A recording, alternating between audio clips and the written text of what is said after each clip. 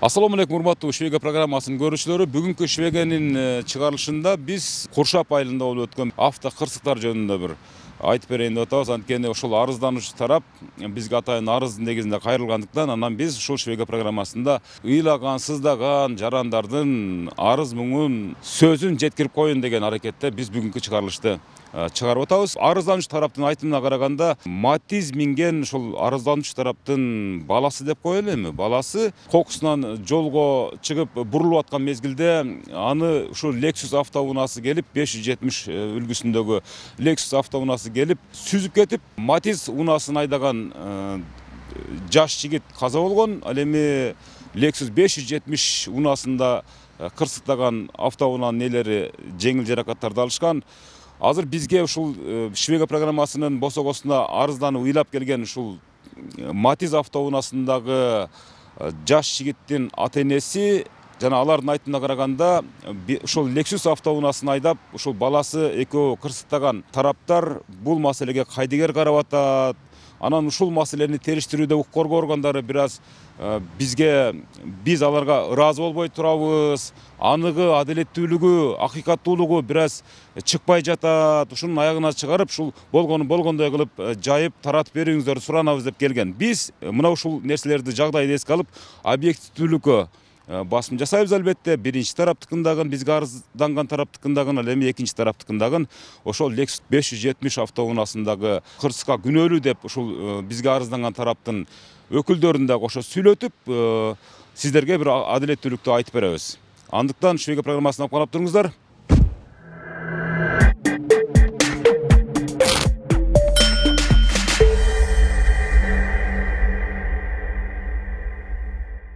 Биринчи очередь мынерди караганмын мен.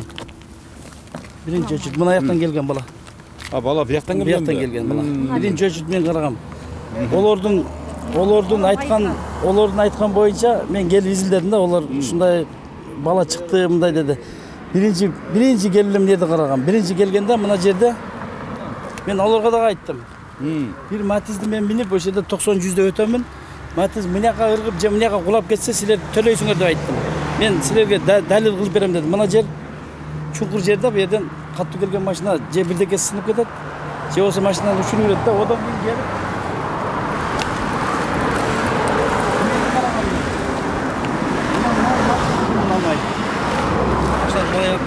ошондо капкара эле азыр азайып кетти. Анан мынерде келип туруп машинанын изи мынаяктан келген да, мен кийин карагам. Азыр Lexus бияктан келгенби? Мынаяктан, оштон келген, ресторандан келе айтканын биз деген да бизге. Анан мен караганда мына издер келип туруп, капкара болуп туруп, мынада шыпырылган бир жагы, анан мынерде баллондун эмелери тапканбыз. Издерин жарылып кеткен, диска сынып кеткен да. Мыналар кырылып кеткен да. Мыналар азыр өчүп калды. Мыналар мына ийилип, одан келип туруп мен айттым да. Одан келип анан мынандай болгондо ушул жерде мынерде туруп урган болсо, мен эмем да, мынерде туруп урган болсо, берага туруң. Мынаяка кетиш керек да. Мына из полный эменик ошо Lexus. Мына кырылып кетти, көрдүңүз, асфальт мына кырылганы. Ол Lexus'дук, о жерге барып Lexus'дун аракка жатып калган. Плюс анан Матиз келип, азыр мына изенгине Матиз келген дагы ошол жерди көрүп туруп, мына 15 метрдин нары эсептегенмин да мен. Аркасынан кеткенби Матиз? Матиз учуп барган, бирөө апарып койгондо эле учуп кеткен Матиз. Каме 160-150 арагында келген да, эң минималный 140 арагында келген да. О Lexus'дар билинбейт да канча келген. Матиз мынерде болгон, эсесем өзү ага Матиз о наркы жол менен бери чыгып келаткан да, оякка кетип аткан да. Турганда урганда мен эмем боюнча. Азыр айып көрсөң, мына Матиз. Мына эжен кыял менен болуп мына. Матиз мынакы кирип кеткен. Бирөө тип келгенде эле мынакы кирип калган. Ансак менен мынерге кирип, ана төгүлгөн майы. Мына жерге туруп калган Матиз. Эми караң, өзүңүз деле айтың. Өзү деле мына ким Кудайдан коркса айтсын эми. Шопурлар деле болсо мындай. Машина ортодо урулган болсо, Матиз бияка учуп келбеш керек да. Ортодо болсо. И плюс ортодогу эшиги урулуш керек. Бул чекеси урулуп атат машинанчы. Анан мен ошентип өзүм көрдүм да, баягы кеткен. Анан Golun машинасы ona эмеге барып урулган. О, турат дагы эмеси. Дискалар сынып кеткен. Матиз турганда аркаңкы дискалар сынбаш керек да. Аркаңкы дискалар сынган. Ошодан анан ошо кирип кеткен. Матизде эми жерге атайлап бир алып келип койгондой кирип кеткен да жерге. Ургандан кийин. Караң ошол жерде мен 15 метр эсептедим. Ким бирөөсү 13 метр эсептеди. Ушул болгон окуя. Сөзүм жыйынтап коелу. Ушу тергөөчүлөр ошол маалда бул жерде жакшы чийген эмес да. Анан кийин мына тагасына келип, мына ошол издерди көрүп, баллонду погрузкаларын ошол жерден алып терип, ушундай болгон экен да деп кийин алып кетип атыптыр. Тергөөчүлөрдүн ишин салакылыгы да. Тергөөчү ошондой кылып кетти кече келди. Ушул жерде мыйзамдуу иштегенде ошол жерде эле адилеттүүлүк болмок да. Бул жерде эң чоң ошибка менин оюмча ошо тергөөчүлөрдө болуп атат. Анан мен ошо 7 сутка баланын жанында болуп калдым. Бул жака чуркаганга бизден эч мындай мүмкүнчүлүк убакытта болбой калды. Атасы менен апасы да Россияда эле, булар 2 күнөн кийин келишти да. Кандай болду да? Олар барып 20дан ашык жаллаң балдар менен барды. Бая бир белени чаап бергенде барып барышып, бир экөөң турсаңар болот десек. Кайсы больницага барды? Обул больницага барып атышты. Бир экөөңөр биз кан бердик, анан жетишпей калса кандан бергиле десек, барды дагы бирдекен чаап алгандай эле барышып. Ойду-куйду сүйлөп атты. Анан мен бул бөлөм айттым мен. Бул ишенип, ака сиз аралашпай туруң дегенде мен айттым, сен эртең дедим, булар 200 градус бурулуп келет дедим. Сен азыр минеде болгондо эме кылып алгын десем, жок, бия бүттү, Кудайга шүгүр эми жардам кылып бала калса болду деди. Ооба, бала калса болду бардыбызга. Просто сен эмесин алып ал десем, 2 күн өткөндөн кийин келишти дагы. Силер Lexus'tu төлөйсүңөр, биз виноват эмеспиз. Багынан бияктын атасынын баласы ол айтты, мен баланы тика кылып койсун. Биз Lexus төлөп беребиз. Сен не деп атасың деп анан эки жактан мен айттым анан, мына 200 градус бурулган ушул болот дедим. Куранды кармайм дегенге бул мен бөлөм ишенди да. Намаз окуйт өзү. Куранды кармайм, мен мындай кылам дегенде мен айттым, 200 градус эртең бурулуп кетсем, сал тарынгансып калды. Ака сиз Куранды кармайм деп атат Алланы ортого салгандан мен Алладан корккон инсандар экен. Алла үчүн бул жакшы эле өздөрү деле айтаттыр деген үмүттө болуп калдым мен акыйкаттачы. Чоо жайды баары эле билип турат. Биринчиден мен ушун наразы болуп кеткеним, ошол адилетсиз гаишниктер туура эмес чыйгандары болуп калды. Биринчиден ошолордун ошибкасы болду. Андан кийин алар өздөрү жаап жашыргандары, биринчи ошо улан аттуу баласы келип мага бала өлгүчөктү дагы, бала өлгөндөн кийин дагы ошол жерге барды. Биз жаназа коюп келгенден кийин биз 2-3 чамасында коюп келдик. 4 чамасында келгенде дагы ошондо дагы оозунан Куран китеп түшпөдү да. Ана мен айттым, иним Куран менен тамашалаба, Алла бизге ырыскы берип, жашоо берип жатса, сен неле аларды айтасың десем, жок, мен ант ичем деп атты да. Ошол мезгилде мен дагы эле мен Алланы ортого салып алсам, мен Алладан коркпогон ким бар? Алладан баарыбыз коркобуз. Ошого мен ишенип макул болгонмун. Анан кийин азыр келип кече келдим да, эмне болуп атат деп ошол Шергаз аттууга кирсем, бул жерде атасы эмес экен, таксыр кечиресиз, бул жерде күйөө баласы экен деген маалыматты угуп алып, анан мен тоба кылдым да. Жок, майли, күйөө баласы экен дегенде ошо күнөөлүү деп атабы же жөн эле аныктап берип атабы ролдо экен? Жөн эле Матис келип урган деп дагы эле ошол жанагы өздөрүнүн ойлорун айтып атат да, силер күнөөлүүсүңөр кылып атат.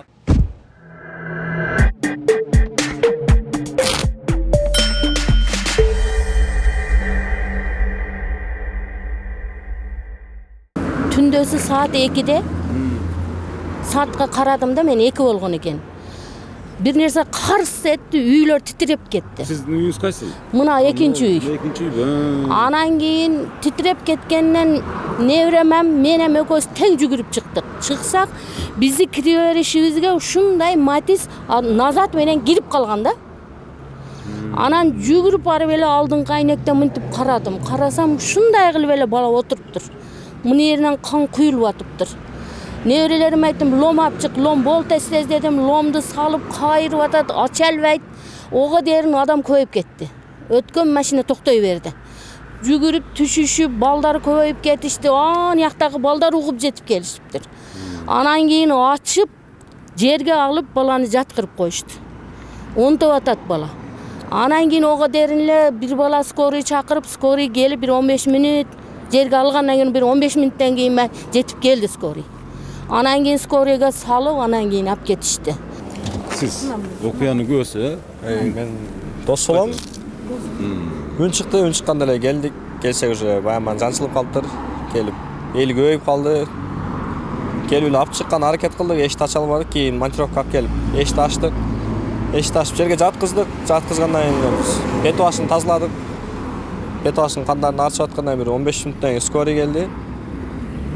Скорыйга больницага алып бардык. Больницага жаткызып ошол жерден тазалап башын тиккенден кийин ошого жөнөтүштү, биздин колдон келбейт деп. Ошондой болду. Биз кечке маал балдар менен чогулуп, ошо топтон кайтканбыз өзү. Анан бир эки көчө жогоруда элекпиз. Жогоруда отурганда эле анан балдар ичкерide калды, мен бир иштер менен сыртка чыгып калдым эле. Мен кечке маал бардык нерсе угула турган маал анан катуу үн чыкты да.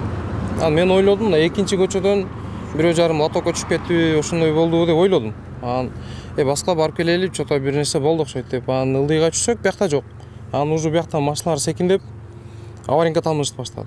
Кандай болду деп карасам эле, анан бул жакта ошо Матис турган экен, наркы бетте ошо кара машина турду эле. Ошону короче, ошондой эле столбанын наркы бетинде.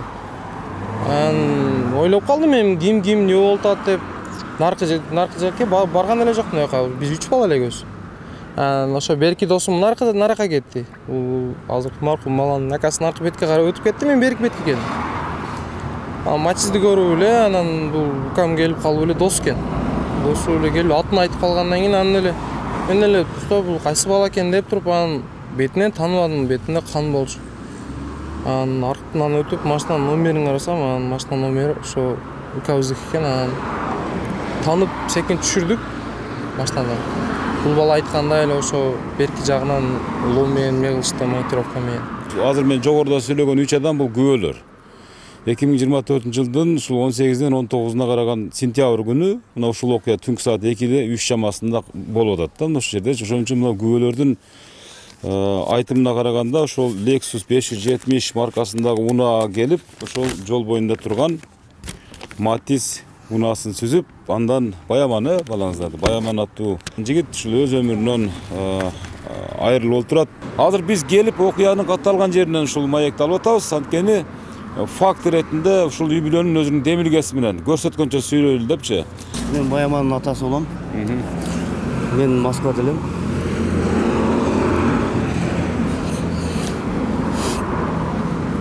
Берде ошо күнөөнү Матиске үйүп койгондо, балам алып кеткенден кийин бизден эч ким калган эмес. Олар гайни чакырып баары жол Матиске күнөөнү үйүп кетип калышкан булар.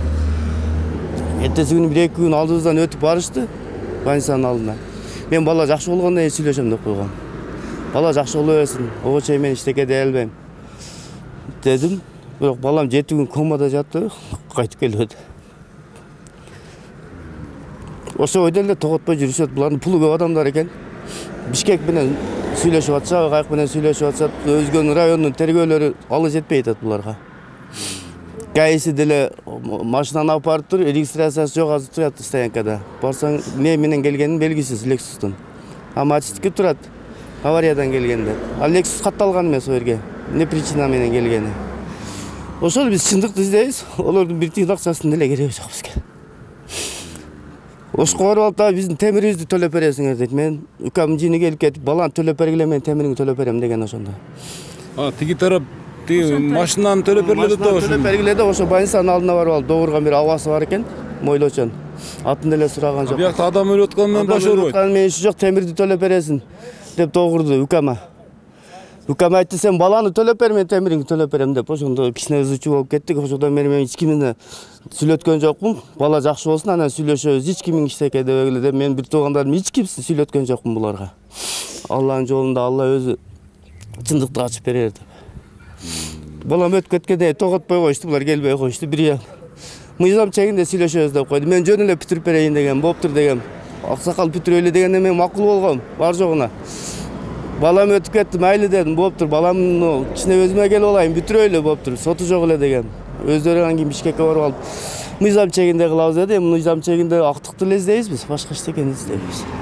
Урматтуу көрүүчүлөр, бул азыр мага маек берген бул ушул маркум Баяман мырзанын атасы экен. Азыр эми апасына сөз берели. Мен апасы боломун. Мен Россияда эле мен түнгі saat 2'de мына укам çaldı. Tez bilet alыңыз деп. Анан мен сразу ошол момент эле билет алдым. Мен балам түрүү деп кыйкырдым ошо жерде эле. Десем укам айтты түрүү. Билет ала бериңиz, апже баары бир деди. А болду деп түнү эле түнкү saat 2'de билет алдым. Билет дагы кечки saat ошто кечки saat 7'ge түштүм. Мен келип эле мен баламды көрөйүн дедим. Balamını göreyim, ben bari böyle balamı göreyim desem balama girgizişti. Balamın sesten nasıl işteken bilmeydi. Oşul momentle balama bozdu, ilap çıktım. İlap çıkkanda men oşede balam men özüm bolsam, alar jigirma atası gelip bizden şu şulta izleşip, şulardan bir şulta olsa, şulara şulta tapsak dep jigirma atası geliptir. Bizi jıga koygansып. Ana men kayınnem karıgan 80'ge çıkkan kayınnem var aytты.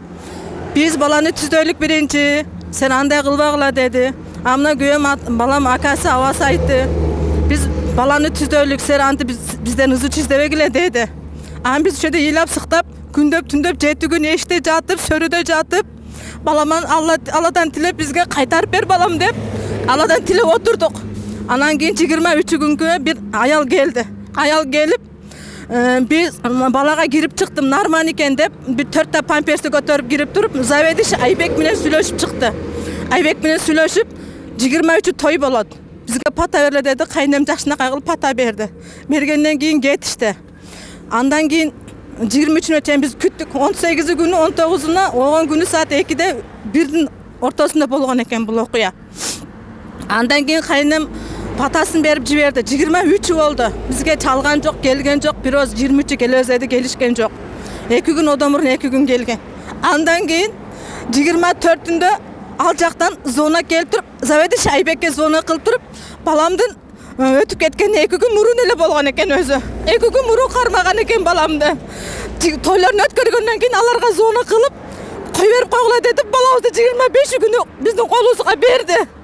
Ağa çeyin uşa etteri yedip başlagan eken balamın etteri. Oşoga çeyin bular karmaşıp turup Anisa'da. Zavediş Aybek.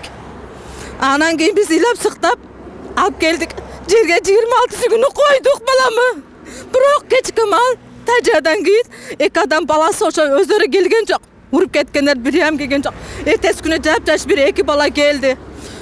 Ukam menen mına atasını alıp kirip ketip uşadan bütürölü deşti. Men al bütürüp koyguday alçımın be. Al adam bolot da 21'ge çıkkan 40 жылдаган balam ele men kanatım butagım ele жалгыз balam bolчу. Kamçöek Taşiyev, Satır Japarov. Men sizden suranamız bizge çındık gerek. Bizge çındıktı aqtap beriңiздер. Акчасы балдар жаап bizge okşoğun beybetereler butup bozdop kalışını biz kalamayız. Satır Japarov, sizlerden suranabız. Sizler prezident bolganda biz dagы sizlerdi kalap, sizleri suranıp, uşular bizde uşunda aktıqa çıgat, uşunda çesin işteyt degenmiz. Bizge aktıqa çıkıp beriңiздер. Kamçöek Taşiyev, siz 2 jolu oruganыңızda men sizlerge namaz okup Allah'tan tilegemiz. Uşu Kamçöek Taşiyev zamanımızda oңдойт ушул adam jakşı adam dep men Allah'tan tilep oturgam, özüm tilep oturgamın. Sizlerden biz suranlarыбыз. Bizge çındıktı çıgarıp berişiңiздер suranabız. Bile bizge çalgan malamatlarga minerge bir түнкү saat nemede 2'de mına jerde biz bar jogu men balam menen bolup kalışkanda bular özleri gelip özleri oşo urup ketken adamlar özleri çizip gaylarga karmatıp koyuptur. Oşo gaylarga dagı men narazımın. Mına men balamды koyup 10 gün 15 gün bolotat. Men keçegide subota günü gelsem oşol arız boyunca turuptur. Eşteke karalbaptır, birden karalbaptır. Mına nerede tergetçigim ele? Şergazıga gelsek, Şergazı Matis Benovat dep manga alаңdadı. Men ayttım. Men özgön menen Kurşapka men sagılasına emesmin. Men oşuqa ötkörüp Bişkek'e barıp karap berişiңiздерди men suranamın. Mena bizge çındık gerek. Men balamdı жалгыз kanatday olgan men jürek balamdı menen ajiratıp koyuştu. Men alarga narazımın. Manga oşuqa ötkörüp manga çındıkты izdep berişiңiздерди biz suranamız. Жалгыз balamан ajırap kaldım men. Жалгыз balam bar bolчу özü жалгыз kanatım bar ele menin. Жалгыз kanatımdan ajırap kaldım. Оштун прокуратуралары дагы азыр неме кылып атышат, карашып атышат, жардам берип атышат. Оштун прокуратурасынан дагы главный нараз. Biz Oştun Kurşap menen özgön karabagandan Oştun prokuratoruna barıp zaylez yazıp geldik. Bizge oşuqa ötkörüp berişip бизге чындыкты чыгарып беришиңиздер деп суранабыз. Урматтуу көрүүчүлөр, эми бул азыр маркум жигиттин атасы менен апасынын сөзү да. Булар жөн жоктон чыккан жок, жөн жоктон бекер ыйлап чыккан жок. Бул жер талаш же бир үй талаш эмес. Бул адамдын тагдыры менен ошол өмүрүн талаш болуп, мына ушундай бир чоң олуттуу маселеге айланган окуяны чагылдырып берип атам, урматтуу көрүүчүлөр. Мына ушул биздин Швега программаны көрүп аткандар болсо, укук органдары да муну эске алыш керек сөзсүз түрдө. Шергаzy деген аттуу ошо тергөөчү. Тергөөчү эмне ким болуп ишет, мына Гомдогу.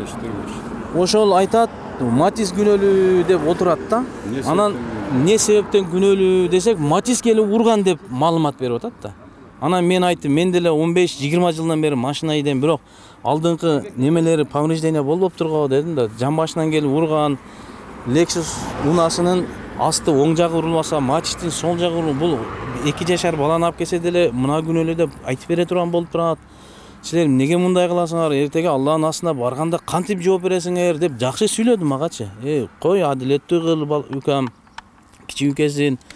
Кой жакшы эми аяка бияка бизди чуркатпа, өзүң эле ушул жерде адилеттүү кылып, Алла үчүн бүтүрүп бер ушул ишти десек, ага көнбөдү да.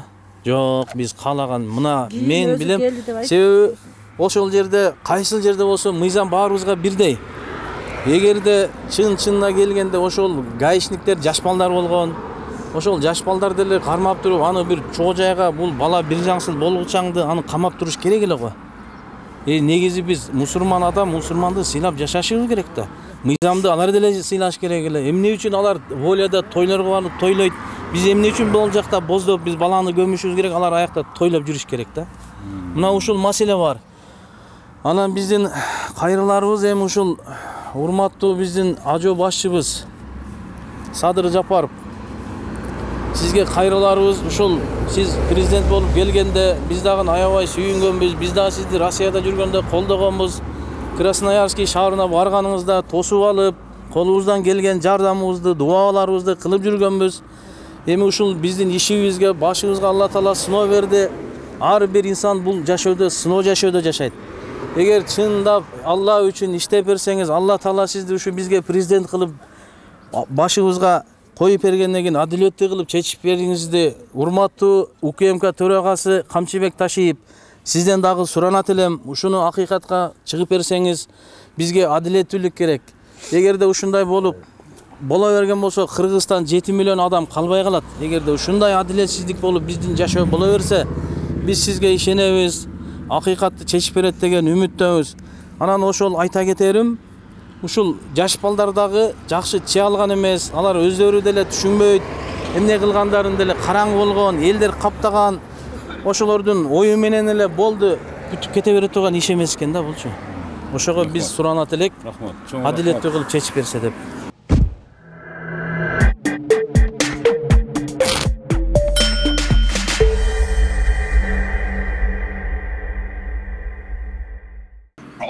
Assalamu alaikum. Алейкум ассалам. Мен журналист Өмүрзак Азимкулов деген чалып атып эле сизгечи. Алло. Болот байке. Жанагы өзгөндөгү ДТП боюнча бир элдер арызданып келген экен да. Мен айттым, объективдүү кылып чагылдырам. Экинчи тараптын оюн сөзсүз алышым керек деп, ана сиздин номеруңузду издеп тапкандагым да. Экспертизалар жүрүп атат азыр. Экспертизанын негизинде болот дейм азыр. Маалымат эч кандай жок. Сиз бул баягы ДТП боюнча кандай өкүл болуп эсептелинесиз? Мен баласы болом. Баягы Lexus'ты айдаган кишинин баласы болосуз ошондойсуз, Ооба. Сиздин жеке пикириңизде, мисалы үчүн, буларды мени бир эле суроо бар, убактыңызды албайм. Атыңыз ким дедиңиз? Атым Өмүрзак Азимкулов деген. Өмүрзак мырза, биз азыр деген апабыз бир аз тяжелый состоянияда. Биз азыр ошо менен Олег болуп жүрөбүз. Бишкекте больницадабыз. Үч кабыргасы сынып, өпкөсүнө кан эме болуп, ошо менен жүрөбүз да азырчы. Окуя ошол окуядан болгонбу бул дагы? Ооба, биз азыр бир нерсени чукуп, бир нерсени маалымат бергенге азыр андай эмеге жете элекпиз. Азыр биз ошо апабыздын артынан жүрөбүз да. Жок, ошону мисалы алар эми все-таки ыйлап атышат да, мисалы ошол сиз күнөө каяк тарапта болду деп мисалы биз иликтеп жүрөбүз да, мисалы үчүнчү. Каяк тарапта болгондо ал жерде толук көрүнүп турат да. Главный дорогага чыгып, биздин машинени келип сүзүп, аңтарып. Алардын Матизи баягы негизги жолго чыгып калган дейсизби? Конечно, негизги жолго чыгып туруп, сүзүп, аңтарып салат го боковойна. Биз жабырлануучу тарап болуп атпайбызбы, наоборотчу. Биз эми жанагы бала кайтыш болуп кеткенине биз эми аны чукуп, муну күнөөлүү, бул тиги бу деп эми анын жаткан жерине бир мындай бирдеме кылып, андай кылган жокпуз. Биз эч нерсе деген жокпуз. Биз деген өзүбүздүн оюбуз менен турсак, бизди күнөөлүү кылып, наоборотчу. Биз деген ошол ДТП болгон күндөн баштап мен ошол жерде больницада дары-дармегин алып берип тургам, канынан бери алып берип тургам ошол жерде 2 күн. Тиги маркум баланынбы? Кыргызбыз да, бири-бирибизди мисалы көрүп түшүнүп атабыз. Анан эми булар баласын жоготуп, мойтуп атса, биз барып алып, силердин балаңар биздин машинени монтип тоголотуп, биздин энебиз мондай болуп жатат, атабыз монтип жатат деп биз айтып барган жокпуз. Бара турганда ойлор барбы негизинен? Арызданып. Биз астына барганбыз, мен өзүм баргам, тажиясы күнү мен өзүм баргам, үйүнө барып, Куран окуп, атасы менен, айкеси менен, тайкеси менен сүйлөшүп кеткем мен ошол жерде. Кандай кылалы, эмне кылалы деп астынан өткөм, бүт баарын сурагам. Анан сурасам, атасы тайкеси чечет. Тайкеси болсо мыйзам чегинде кылалы деди. Мен айттым, мыйзам чегинде болсо макул, мыйзам чегинде кылалы. Биз андан качпайбыз. Биздики эми бул Кудай көрүп турат. Ким кандай эмне болгонун бүт баары ал жерде айтылып турат. Айылда биздин да тааныштары бар экен ошол жерде. Бүт баары айтып атат. Ал бала футбольный поледа өзүнөн улуу бир балдар менен урушуп кетип, качып чыгып келе жатып, ошол жерден ошондой ДТП болгон. Мага эч нерсеңердин кереги жок. Макул күнөөлүү болсо күнөөлүү болуптур, бирок балаңарды мен күнөөлүү дебейм, машинеңди өзүм восстановить этип алам, машинеңди деле мейли эч нерсесин төлөп бербей эле койгула дедим. Ага да көнгөн жок, биз анда сотко беребиз, тигинтебиз деди. Эми сотко бергенде байке бул жерде анык толук көрүнүп турат да. Күнөөлүү чыгып келип туруп машинени аңтара сүзүп, анан ар жакка барып өзү катуу сүзүлүп атат машинеге келип турупчу. Бул жерде экспертизада эртең чыгарып берет полностью. Машинеде регистратор бар. Байке андай биремени монтип эме отурган жокпуз. Мен барып регистратор мен ошол күнү алгам. Регистратор менде. Видео сизде, машинанын видео регистратор тарткан видео сизде. Видео регистратор менде ошол машинеде. Демек, сиздер жабырлануучу катары эсептейсиздер өзүңүздөрдү.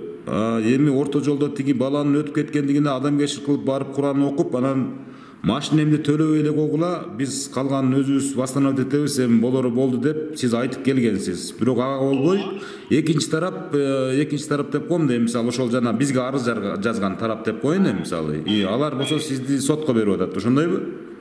Ошондой. Ооба.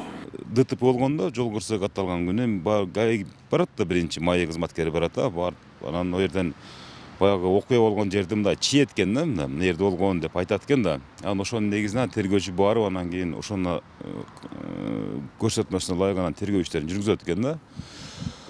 Булар айтып атат, ошо биринчи информация туура эмес кеткен депчи. Мен экинчи эме ошол бул арызданган тарапты күнөөлөп аткан адамдар менен сүйлөштүм, баягы Lexustун ээси мененчи, баласы менен сүйлөштүм. Алар айтып атат, бул негизги жолго чыгып кеткен депчи, баягы Матиз же чыгып, анан биз атам келаткан Lexustу сүзүп, анан кийин аңтарылып, анан тиги Матиз башка жакка учуп кеткен дейт.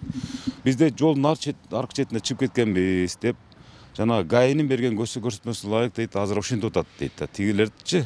Анан бул жерде могу ыйлап аткан тарап айтты, ошол ГАИ дейт, эгер туура көрсөтмө бергенде дейт, анда бул иш башка жакка тергелмек деп атат да. Ошого бир өзүң жооп берип койсоң. Саламатсыздарбы? Бул 18 сентябрдан 18 сентябрь караган түнү, 18ден 19 караган түнү болжол саат 2 чамасында болгон. Бул жол транспорт кырсыгы Бишкек-Ош эл аралык автоунаа жолунун 627 чакырымында катталган жол кырсыгы. Бул чынында эле Lexus автоунаасы Ош тараптан өзгөн тарапка бара жаткан Lexus автоунаасы 0077 деген. Ал эми Matiz автоунаасы ошол эле жолдон экинчи тараптан чоң жолго чыккан. Matiz автоунаасы Акматов Айтбай көчөсүнөн Бекмурза көчөсүнө чыккан. Бекмурза көчөсү Ош Бишкек автоунаа жолунун трассасындагы Бекмурза көчөсү, Акматов Айтбай бул экинчи көчөдөн. Мындайча айтканда бул Matiz автоунаасы чоң жолго жол берип туруп, анан кийин чыгыш керек эле. Matiz автоунаасы. Жол кырсыгы болгон учурда биздин Өзгөн районунун жол кыймыл коопсуздук камсыз бөлүмүнүн кызматкерлери келип ошол жерде тастыктап, ким кайсы жактан чыккан, ким кайсы тараптан келе жаткан, ошол жердеги көргөн адамдардан, жарандардан дагы сурашып, тергөө кызматкерлерине айтышкан. Эксперт келген ал жерде. Ошонун себебинен тергөө кызматкери чийип, материалдарды тактап өздөрү алып кеткен. ГАИ кызматкерлери автоунааларды убактылуу кармоочу жайга токтотуп, мындан нары тергөөнүн жыйынтыгы менен чечилет. Сизге жеткен ошо официалдуу маалымат боюнча, демек МАИ кызматкери өзүнүн ишин так жана туура көрсөтүп берген. Ошол эки автоунаанын кагылышуусунда учурду. ГАИ кызматкери маалыматты туура эле берген деп эсептейбиз. Бар. Ар кимибиздин балабыз бар. Бар жок менде ыйлап каласың, бизге чындыкты чыгарып бергиле деп Шергазыга айттым.